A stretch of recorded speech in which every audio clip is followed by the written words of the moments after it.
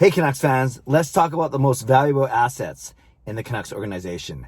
I'm Clay Emo, I'm at Canuck Clay on Twitter, and I'm at Clayton Emo on Instagram. I'm the founder of the GLCPC, the Good Looking Canucks Positivity Club. This is my Canucks take, all in one take. It's Clay's Canucks commentary for Tuesday, December the 1st. This is where you get Canucks insight that's positive and timely. Can't believe it's the start of December already. Where has this crazy year gone? Well, I kind of know where it's gone. It's kind of gone down the toilet. But yes, crazy 2020.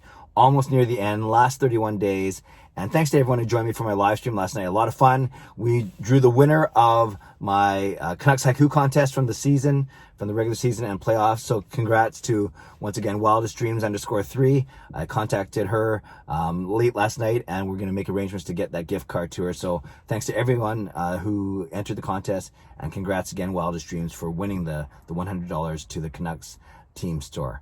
Okay, today I want to talk about value, asset value, and it was inspired by two articles I saw this morning on The Athletic. One of them was by Thomas Drance, our local Canucks scribe and expert, and the other one was by Jonas Siegel that did it for The Athletic, kind of broad-based overall. But it was the same topic. It was trade value, and it was ranking assets, ranking players according to the trade value. Now, remember, this isn't a list of best players or best contracts, but it kind of has elements of both, right? In making their list, they looked at how good the player was, they looked at their current contract, and the bottom line question was, who would fetch the most in a trade? This isn't how likely is it that you're going to trade this player, it is who would command the most value if you were ever to trade this player away. So let's start with Thomas Drance's list. He had Elias, Pettersson, and Quinn Hughes at 1 and 2, or basically 1 and 1A, which makes a lot of sense. Both of them are on their third year of their entry-level contracts, so amazing value there for a foundational center, elite center, and a superstar and an elite defenseman. So no surprise there that they're in a tier by themselves, given their contract situation. He put Pettersson slightly ahead of Hughes because there's other guys, say, in the league, which I'll get to in a little bit when I compare to the other article, like Makar, Heiskanen, and Dahlin, who are in the same situation as Hughes, i.e. last year, the entry-level contract, and very good players as well. But maybe there's not as many centers, young centers, in the same contract situation as PD. So again, Pettersson and Hughes basically right next to each other in Thomas Drance's first tier. Second tier was Bo Horvat and JT Miller. Both of them on really good deals. They're a little older, right, than Pettersson and Hughes, but both on really good deals. Horvat, as you know, making 5.3. I think Miller's making 5.2. And for the production that they're giving, their leadership and all those things, those are really good deals as well. And yeah, one of them's a captain, the other a bona fide second line center. The other one was our leading scorer in the regular season and tied for a leading scorer in the postseason. So those guys are going to get a lot of trade value as well. So they were in Thomas Drance's second tiers, Bo Horvat and JT Miller 3 and 4. In Thomas Drance's third tier by himself was Brock Besser. Yes, carries a bit of a heavy contract at $7.5 million in his last season, so he's got 1 year done of his new 3-year contract. But still, he can be and should be a high producer, an elite goal scorer.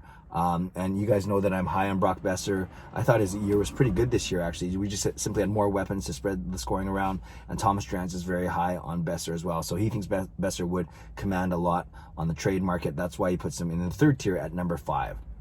His fourth tier has the young guys, kind of in order: Demko at 6, Höglander at 7. Sorry, Podkolzin at 7, and Höglander at 8. These guys were rumored to be asked for in a potential Oliver Ekman-Larsson trade a couple months ago. Point being, they're part of our future, a huge part of our future, those 3 guys, Demko, Podkolzin, and Höglander, and you wouldn't really want to look at trading these guys, but they would have a lot of value for sure because of the potential that they can bring. And then to round out his top 10 in his 5th tier were, I think, Gaudette and Rathbone, also young guys, going to be part of our core for a long time. And Gaudette, a point every 2 games, so 0.5 point per game center, who's developing his game, and Jack Rathbone, maybe our second best defenseman in the cupboard, so to speak, prospects cupboard, ahead of Juolevi, Rafferty, and Chatfield, maybe the highest upside, even if he's not the most NHL ready this season. So that was Drance's basically top 10 over 5 tiers. It was Pettersson and Hughes in the first tier, Horvat and Miller in the second tier, Besser in the third tier. Fourth tier was Demko, Podkolzin, Höglander, and then the 5th tier was Gaudette and Rathbone. So that was his top 10, and then he goes through the entire roster, and you can imagine who's at the bottom of the list in fetching barely any trade value, or what they call negative trade value, and that you have to add a sweetener to ship them out. And we're talking about guys like, of course, Eriksson, Sutter, Berchi, Roussel, Beagle. Okay, let's flip now to Jonas Siegel's article where he ranked the top 50 players, also gave honorable mentions and another other category which didn't even make the honorable mentions. So no surprise, he also has Pettersson and Hughes on his list. He has Pettersson at number 10 out of 50, which is so the 10th best trade value in the entire league, which is pretty good actually. And he has Quinn Hughes at number 11 in his top 50. So on average, every team should have one, if not two players on the list. Some have more, some have less. So to have two basically top 10 guys, Pettersson at 10 and Hughes at 11. Same reason for Pettersson being so high that I talked about a few minutes ago. But for Hughes, it was interesting. As you know, I always zone in. Whenever I see Hughes on any of these lists, I always zone in on where Makar, Heiskanen, and Dahlin are. I think Dahlin was 15 to 17. And then it was actually Hughes at 11, Pettersson at 10. Makar was at 9, so very similar to Hughes, both in profile, contract. And then Heiskanen was at 8. And then Makar at 9, Calder Trophy winner, really, maybe more noticeable on the ice than, say, Hughes is. Although it's like splitting hairs. And then Heiskanen at 8 because of how well he played, just a machine, a monster for Dallas in the playoffs. So 3 of those elite young defensemen within 4 spots of each other. Heiskanen at 8, Makar at 9, Hughes at 11. You can't complain about that with Pettersson at number 10, right among that group. So the fact that there were basically top 10, top 11 players, pretty amazing stuff on that list. And of course, at the top of the list, you have guys like McDavid, then McKinnon, then Matthews, the triple M's as having the best trade value. Not that any of those guys would ever get traded. Okay, so we have Pettersson at 10, Hughes at 11. Pretty cool. No other Canucks made the top 50. Brock Besser was an honorable mention. Siegel mentioned that he's only 23 years old and yet is a really good scorer, a dependable scorer. So that was worthy of an honorable mention. And then in the other category, i.e. guys that just didn't make the honorable mention, he had JT Miller.